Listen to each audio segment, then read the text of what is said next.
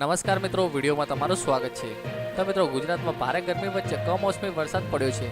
રાજ્યના અનેક જિલ્લાઓમાં વાતાવરણમાં પલટો આવ્યો છે। તો બીજી તરફ હવામાન વિભાગ દ્વારા અમદાવાદ સહિત 13 જિલ્લાઓમાં વરસાદની આગાહી કરવામાં આવી છે। તો બીજી તરફ બોટાદ, નવસારી, ભાવનગર, સાબરકાંઠા અને ડાંગમાં કમોસમી વરસાદ વરસી રહ્યો છે। બોટાદમાં આજે બપોરે 2 થી 4 કલાક વચ્ચે અડધા ઇંચ કરતાં વધુ વરસાદ વરસ્યો છે। તો નવસારીના વાંસદામાં અડધો ઇંચ જેટલો વરસાદ વરસ્યો છે। ભાવનગરના ઉમરાળમાં પણ 13 mm વરસાદ નોંધાયો હતો। સાબરકાંઠાના ઈડરમાં પણ વરસાદ પડ્યો છે, જ્યારે દાંતાના વધઈમાં 9 mm વરસાદ વરસ્યો છે। રાજ્યમાં ભારે ગરમી વચ્ચે કમોસમી વરસાદ પડવાની શરૂઆત થઈ છે।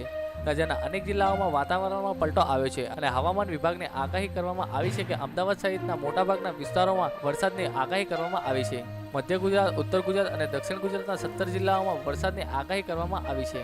આજે અમદાવાદમાં પણ ભારે વાવાઝોડા સાથે વરસાદની શરૂઆત થઈ છે।